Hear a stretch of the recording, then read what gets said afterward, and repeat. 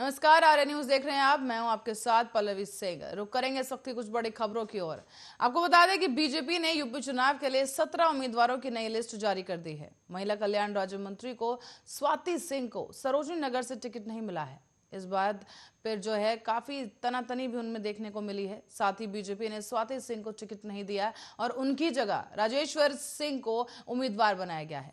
Rajeshwar Singh ED के अधिकारी रह चुके हैं। साथ ही बीजेपी के उम्मीदवारों की लिस्ट में लखनऊ कैंट से ब्रजेश पाठक, लखनऊ पश्चिम से अंजनी श्रीवास्तव, लखनऊ पूर्व से आशुतोष टंडन, गोपाल और बसपा छोड़कर बीजेपी में शामिल हुए चंद्र प्रकाश मिश्रा, मटियारी को अमेठी से गौरीगंज से टिकट दिया गया है।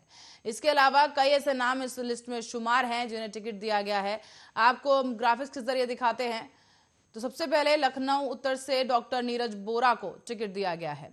इसी के साथ ही लखनऊ पूर्व से श्री आशुतोष टंडन उर्फ गोपाल को टिकट दिया गया है। विधानसभा चुनाव के लिए लखनऊ मध्य से रजनीश गुप्ता को उम्मीदवार बनाया गया है। साथ ही बीजेपी की इस लिस्ट में लखनऊ कैंट से श्री ब्रजेश पाठक को टिकट दिया गया और इसी के साथ ही मोहनवागंज से श्री अमरेश कुमार को टिकट दिया गया है।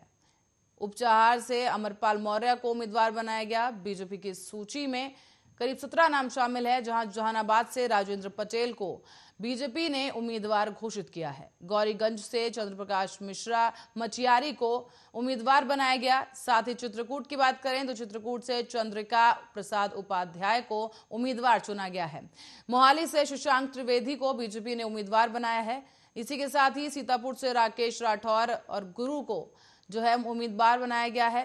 इसके साथ ही सिंधौली अजा से मनीष रावत को बीजेपी ने अपना उम्मीदवार बनाया। इस सूची में जगह दी गई है।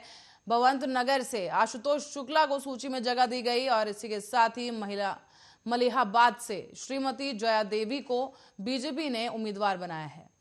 इस वक्त की आपको बड़ी खबर बता रहे हैं। यहाँ पर बीजेपी ने जो है अपनी एक और सूची यहाँ पर जारी की है। बख्शी का तालाब से भी यहाँ पर योगेश शुक्ला को टिकट दिया गया। सरोजनी नगर से राजेश्वर सिंह को उम्मीदवार बनाया गया है। काफी चर्चित सीट रही है। इसके साथ ही लखनऊ पश्चिम से अंजनी श्रीवास्तव को बीजेपी ने टिकट दिया है। इस वक्त आपको बता दें कि बीजेपी ने उम्मीदवारों की सूची जारी की है, जहां 17 नाम जो हैं इस बार जारी किए गए। हालांकि इसमें लखनऊ मध्य से रजनीश गुप्ता को टिकट मिला है। इसी के साथ ही मोहनलागंज से भी अमरेश कुमार और भगवंत नगर सीट से आशुतोष शुक्ला को उम्मीदवार बनाया गया। इस बीच सरोजनी नगर सीट जो है चर्चाओं में रही, जहां पर आपको बता दें राजेश्वर को जो है टिकट दिया गया है और इसी के साथ ही बीजेपी की ये सूची भी अब सबके सामने आ चुकी है।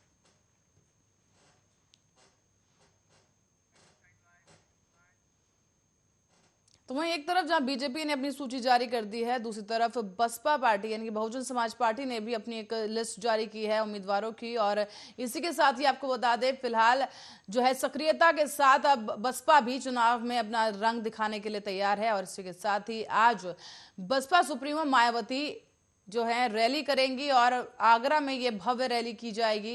इस दौरान आपको बता दें कि अमेठी से तिलोई से हरिवंश कुमार दुबे को टिकट दिया गया बसपा में। इसके साथ ही अमेठी में जगदीशपुर से जो कि सुरक्षित सीट मानी जाती है, वहां जितेंद्र कुमार सरोज को टिकट दिया गया। अमेठी के गौरीगंज से रामलखन शुक्ला को बसपा ने टिकट दिया है और इस बार अमेठी से रागिनी तिवारी को भी टिकट दिया गया। साथ ही आपको बता दें कि सुल्तानपुर के सौली से यशभद्र सिंह उर्फ मोनू सिंह को टिकट दिया गया। बसपा ने सुल्तानपुर से डॉक्टर देवी सहाय मिश्र को उम्मीदवार बनाया है। आगे सुल्तानपुर सदर से ओपी सिंह को उम्मीदवार बनाया गया।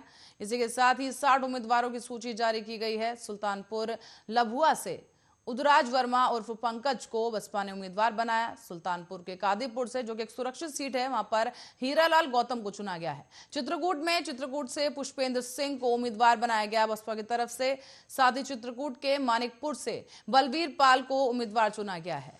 आगे आपको बता दें कि सूची में प्रतापगढ़ का नाम शामिल है, जहां से प्रतापगढ़ के रामपुर खास से बांकेलाल को उम्मीदवार बनाया गया। प्रतापगढ़ के बाबागंज से सुशील कुमार गौतम जो कि एडवोकेट हैं, उन्हें टिकट दिया गया है। प्रतापगढ़ के कुंडा से मोहम्मद फहीम उर्फ पप्पू भाई को टिकट दिया गया। प्रतापगंज के विश्वनाथगंज से संजय त्रिपाठी को उम्मीदवार बनाया गया है। साथ ही प्रतापगढ़ सदर से आशुतोष त्रिपाठी को दावेदार बनाया गया। साथ ही प्रतापगढ़ के पट्टी से फूलचंद्र मिश्रा को दावेदारी के लिए खड़ा किया गया है। प्रतापगढ़ पट्टी से फूलचंद मिश्रा सामने आए हैं और इसके साथ ही आपको बताते चलें कि आगे कौशाम्बी का नाम शामिल है, जहां कौशाम्बी के सिराथू से संतोष कुमार त्रिपाठी को उम्मीदवार बनाया गया।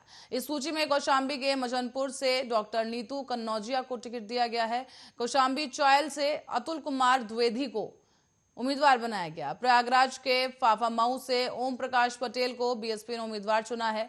साथ ही प्रयागराज के सौराव से आनंद भारती को जो है उम्मीदवार बनाया गया। इस सूची में प्रयागराज में फूलपुर से रामतौलन यादव को चुना गया है। इसी के साथ ही प्रयागराज के प्रतापपुर से घनश्याम पांडे को उम्मीदवार चुना गया है। बसपा की यह सूची आपको दिखा रहे हैं, जहां प्रयागराज के हंडिया से नरेंद्र कुमार त्रिपाठी उर्फ मुन्ना त्रिपाठी को टिकट दिया गया। प्रयागराज के मेजर से सर्वेश चंद्र तिवारी उर्फ बाबा तिवारी को टिकट दिया गया। प्रयागराज के करछना से अरविंद कुमार उर्फ भामेश शुक्ला को टिकट दिया गया। प्रयागराज के इलाहाबाद पश्चिम से ललन सिंह पटेल को उम्मीदवार घोषित किया गया और प्रयागराज के इलाहाबाद उत्तर से संजय गोस्वामी को इस सूची में जगह मिली है। प्रयागराज के इलाहाबाद दक्षिण से देवेंद्र मिश्र नगरह को इस सूची में जगह दी गई। प्रयागराज के 12 से जो कि सुरक्षित सीट मानी जा रही है, वहां से डॉक्टर शिव प्रकाश को टिकट दिया गया है। प्रयागराज के कौराव से जो कि सुरक्षित सीट है, राजबली जैसल को उम्मीदवार घोषित किया गया। बाराबंकी के कुर्सी से मीता गौतम को उम्मीदवार बनाया गया। बाराबंकी के रामनगर से रामकिशोर शुक्ला को उम्मीदवार बनाया गया है। साथ ही बीएसपी की इस सूची में बाराबंकी से डॉक्टर विवेक सिंह वर्मा को टिकट दिया गया। बाराबंकी के जैतपुर से जो कि एक सुरक्षित सीट है, उषा सिंह गौतम को बीएसपी ने टिकट दिया। बाराबंकी के दरियाबाग से जंग प्रसाद रावत को टिकट दिया गया है और इस सूची में बाराबंकी के हैदरगढ़ से श्रीचंद रावत को टिकट दिया गया। साथ ही अयोध्या के रुदौली से एहसान मोहम्मद अली उर्फ चौधरी शहरयार को उम्मीदवार बनाया गया। अयोध्या के मलकीपुर से संतोष कुमार उर्फ सूरज चौधरी को उम्मीदवार बनाया गया। अयोध्या के बीकापुर में सुनील कुमार पाठक को उम्मीदवार बनाया गया और दावेदारी के लिए आगे नाम आता है अयोध्या के रवि प्रकाश मौर्य को अयोध्या से टिकट दिया गया है। अयोध्या के गोसाईगंज से रामसागर वर्मा को उम्मीदवार बनाया गया। तो वहीं इस सूची में आगे बहराइच का नाम है। बहराइच के बल्हा से रामचंद्र प्रसाद को टिकट दिया गया, जो कि सुरक्षित सीट मानी जाती है। बहराइच के नानपारा से हकीकत अली को उम्मीदवार बनाया गया। इस सूची में बहराइच में मटेरा से आकिल उल्ला खान का नाम इस सूची में शामिल किया गया। बहराइच के महसी में दिनेश कुमार शुक्ला को टिकट दिया गया। साथ ही बीएसपी ने बहराइच से नईम अहमद खां को टिकट दिया है। इस सूची में बिस्पा ने आगे बहराइच के पयागपुर से गीता मिश्रा को उम्मीदवार खड़ा किया। साथ ही बहराइच में केसरगंज से बकाउल्लाह को टिकट दिया गया है। इसी के साथ ही आगे बसपा ने श्रावस्ती के भिनगा से अलीमुद्दीन अहमद को जो है टिकट दिया है।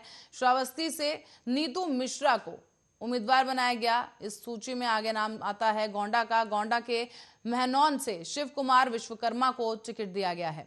गोंडा से आपको बता दें हाजी मोहम्मद जकी को बसपा ने उम्मीदवार घोषित किया। गोंडा के कटरा बाजार से विनोद कुमार शुक्ला को इस चुनाव के लिए खड़ा किया गया है और गोंडा के कर्नौलगंज से रंजीत कुमार गोस्वामी को टिकट दिया गया। इस सूची में गोंडा के तरबगंज लालजी यादव को टिकट दिया गया है और इसके साथ ही गोंडा के मनकापुर में जो कि सुरक्षित सीट है, श्याम नारायण को उम्मीदवार घोषित किया गया। तो ये सूची हम आपको दिखा रहे थे, जहां पे बहुजन समाज पार्टी की तरफ से उत्तर प्रदेश में आने वाले विधानसभा चुनाव में टिकट जारी कर ये तमाम सूची जो है जारी की गई है, जहां करीब 60 नामों को शामिल किया गया और इसी के साथ ही जो है बसपा की ये सूची सामने आई है। इसके आगे रुक करेंगे अगली खबरों की ओर, जहां आपको बता दें कि उत्तर प्रदेश में सियासी हलचल के बीच लगातार दाव खेले जा रहे हैं और इसी के साथ ही वाद विवाद और दावे लगातार जारी हैं। बहरहाल इस वक्त रुक करेंगे अगली खबर की ओर, जहां प्रधानमंत्री नरेंद्र मोदी आज बजट 2022 पर बीजेपी कार्यकर्ताओं के साथ संवाद करते नजर आए। पीएम मोदी ने इस दौरान बजट की उपलब्धियां गिनाई।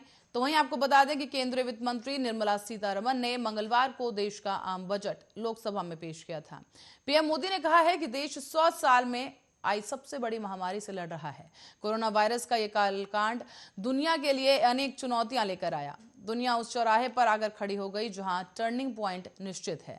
आगे जो दुनिया जो हम देखने वाले हैं वो वैसी नहीं होगी जैसी कोरोना से पहले थी। प्रधानमंत्री मोदी ने कहा है कि कोरोना के बाद एक नया वर्ल्ड ऑर्डर बनेगा, जिसके संकेत भी अब नजर आने लगे हैं। आज भारत की तरफ देखने के विश्व के नजरिए में एक बड़ा बदलाव आया है और अब दुनिया के लोग भारत को अधिक मजबूत रूप में देखना चाहते हैं।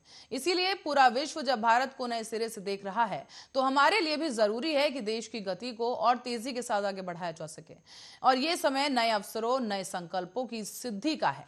पीएम मोदी ने आगे कहा कि आज भारत की जीडीपी 2,30,000 करोड़ के आसपास है और आज भारत का विदेशी मुद्रा रिजर्व करीब 630 बिलियन डॉलर को पार कर गया है। साल 2013 और 14 में भारत का एक्सपोर्ट 2,85,000 करोड़ रुपए होता था और आज भारत का एक्सपोर्ट करीब 4,70,000 करोड़ रुपए के आसपास पहुंच गया है। कोरोना के इस काल में भी भारत ने अपनी अर्थव्यवस्था की मजबूती को दुनिया के सामने मजबूती से रखा और दुनिया को आकर्षित किया गया। इस बजट का फोकस गरीब और युवाओं पर है। मूलभूत सुविधाओं को देना हमारा लक्ष्य है। और सदन में उन सब चीजों पे बोलना संभव भी नहीं होता है। मैं भी आज आपसे जो बात करूंगा वो भी शायद बजट का एक बहुत छोटा सा हिस्सा बोल पाऊंगा, क्योंकि इसमें इतने विषय होते हैं। लेकिन जब विभागवार चर्चाएं होती हैं और ये साल भर का काम है, उसको 1 घंटे में बता देना बड़ा कठिन होता है। फिर भी जब अध्यक्ष जी ने कहा कि इसके पीछे सरकार की सोच क्या है, जरा आप बताएं तो अच्छा होगा, तो मैंने कहा ठीक है, पार्टी का आदेश मेरे सर आंखों पर है और आज लोकसभा भी दोपहर के बाद है, तो मैंने कहा ठीक है, अगर आज सुबह हम बात कर सकते हैं तो फिर इसलिए आज आपके बीच आने का मुझे मौका मिला है। साथियों, आज देश आजादी के 75वें वर्ष में है और इस समय 100 साल में आई सबसे बड़ी वैश्विक महामारी से आज हिंदुस्तान लड़ रहा है। कोरोना का ये कालखंड पूरी दुनिया के लिए अनेक चुनौतियां लेकर के आया है और एक प्रकार से दुनिया उस चौराहे पर आकर के खड़ी है जहां पर टर्निंग पॉइंट निश्चित है। आगे जो दुनिया हम देखने वाले हैं वो वैसी नहीं होगी जैसी कोरोना काल से पहले थी। जैसे द्वितीय विश्व युद्ध के बाद, सेकंड वर्ल्ड वॉर के बाद पूरी दुनिया में बहुत बदलाव आए, पूरा वर्ल्ड ऑर्डर बदल गया, वैसे ही कोरोना के बाद दुनिया में बहुत सारे बदलाव की संभावना है। एक नए वर्ल्ड ऑर्डर की संभावना है और इसके प्रारंभिक संकेत नजर भी आने लगे हैं। हम सब ने इस बात को मार्क किया होगा,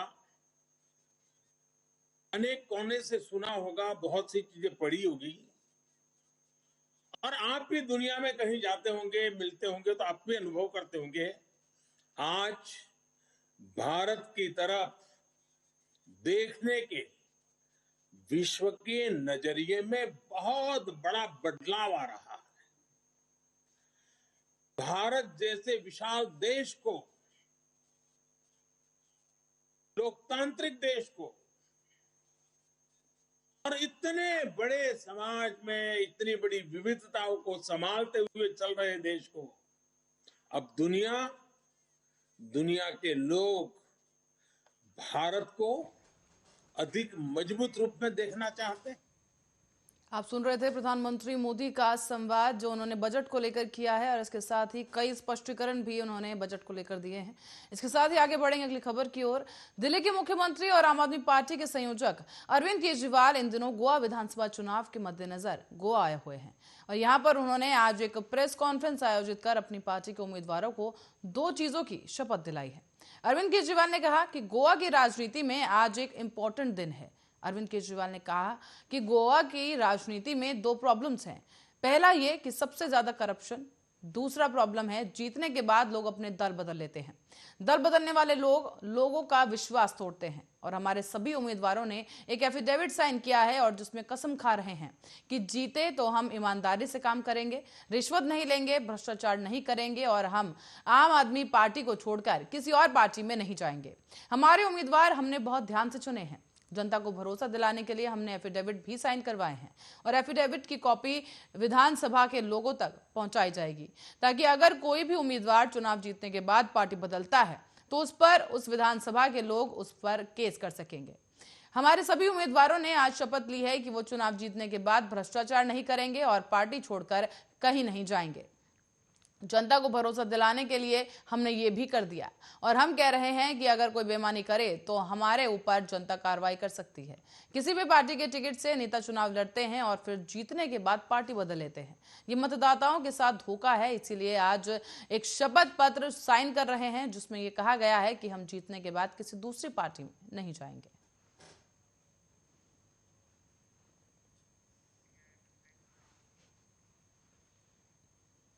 और बजट पेश करने के बाद वित्त मंत्री निर्मला सीतारमण ने टाइप यूपी बयान पर अब सियासत शुरू हो गई है। चुनावी मौसम में ऐसे बयान पर कांग्रेस ने कहा कि वित्त मंत्री ऐसा कहकर यूपी की जनता का अपमान कर रही हैं। उन्होंने यूपी के लोगों को बजट में कुछ नहीं दिया है, कम से कम प्रदेश की जनता का अपमान तो न करें। कांग्रेस महासचिव प्रियंका गांधी ने निर्मला सीतारमण पर निशाना साधते हुए एक ट्वीट किया है। ट्वीट में उन्होंने लिखा कि निर्मला सीतारमण जी, आपने यूपी के लिए बजट में झोले में कुछ नहीं डाला है, ठीक है, लेकिन यूपी के लोगों का इस तरह अपमान करने की क्या जरूरत थी। समझ लीजिए, यूपी के लोगों को यूपी टाइप होने पर गर्व है। हमको यूपी की भाषा, बोली, संस्कृति और इतिहास पर गर्व है। वित्त मंत्री की इस टिप्पणी के बाद अब कांग्रेस ने ट्विटर पर #यूपी_मेरा अभियान की शुरुआत भी कर दी है। यूपी कांग्रेस के ट्विटर हैंडल पर लिखा गया है कि निर्मला सीतारमण ने अपने शर्मनाक बयान से न सिर्फ यूपी के बौद्धिक इतिहास और चेतना को बल्कि समूचे प्रदेश की जनता को अपमानित किया है। यूपी की जनता इस अपमान का बदला जरूर लेगी।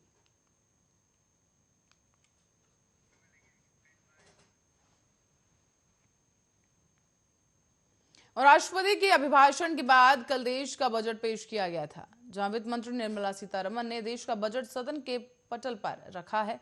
साथ ही सूत्रों ने कहा कि कांग्रेस नेता राहुल गांधी बुधवार को लोकसभा में राष्ट्रपति के अभिभाषण पर धन्यवाद प्रस्ताव पर बहस में अपना और अपनी पार्टी का पक्ष रखने वाले पहले स्पीकर होंगे। सूत्रों के मुताबिक लोकसभा में धन्यवाद प्रस्ताव के दौरान विपक्षी दलों को राष्ट्रपति के अभिभाषण पर अपना जवाब देने के लिए 12 घंटे का समय दिया गया है। कांग्रेस को विपक्षी दलों के कुल 12 घंटों में से 1 घंटा आवंटित किया गया है और सूत्रों ने कहा कि राहुल गांधी विपक्षी दलों की ओर से बहस की शुरुआत करेंगे, क्योंकि कांग्रेस सबसे बड़ी विपक्षी पार्टी होने के नाते बोलने का पहला मौका देगी। सूत्र ये भी कहते हैं कि राष्ट्रपति के अभिभाषण बजट पर बोलेंगे और अपने संबोधन में स्पाईवेयर सॉफ्टवेयर पेगासस का मुद्दा भी उठाएंगे। इसी बीच कांग्रेस पार्टी ने भी युवा कांग्रेस नेताओं से और कार्यकर्ताओं से संसद के बाहर विरोध प्रदर्शन करने और पेगासस का मुद्दा उठाने को कहा। इससे पहले जब पत्रकारों ने राहुल गांधी से बजट और राष्ट्रपति के अभिभाषण पर टिप्पणी मांगी थी तो उन्होंने कहा कि वो पहले सदन में ही बोलेंगे।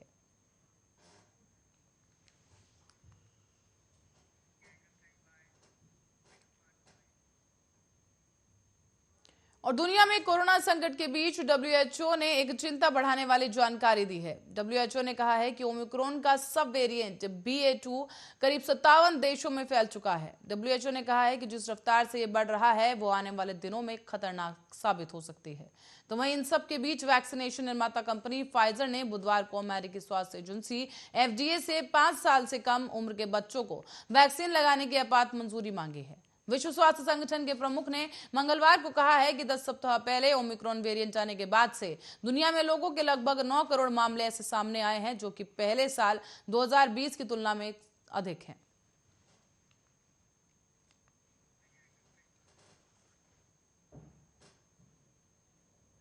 और उत्तर भारत के विभिन्न राज्यों में फरवरी महीने के शुरुआती दिनों में भी ठंड से राहत नहीं मिल रही। सर्दी और कोहरे की वजह से लोगों को कई दिक्कतों का सामना करना पड़ रहा है। तो वहीं मौसम विभाग ने दिल्ली में 3 और 4 फरवरी को बारिश होने का अनुमान जताया है।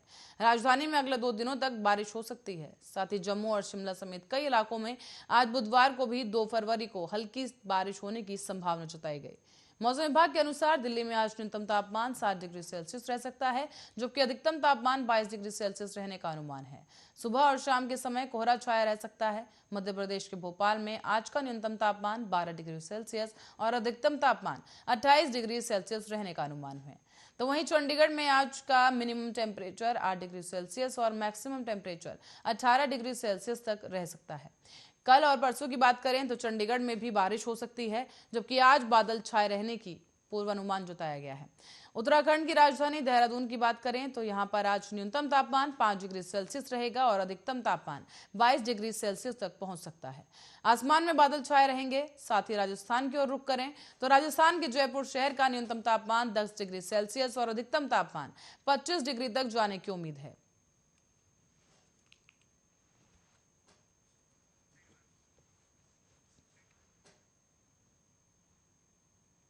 इसी के साथ ही बुलेटिन में फिलहाल के लिए इतना ही। देश और दुनिया की तमाम खबरों के लिए आप जुड़े रहे हमारे साथ, देखते रहे आर्या न्यूज।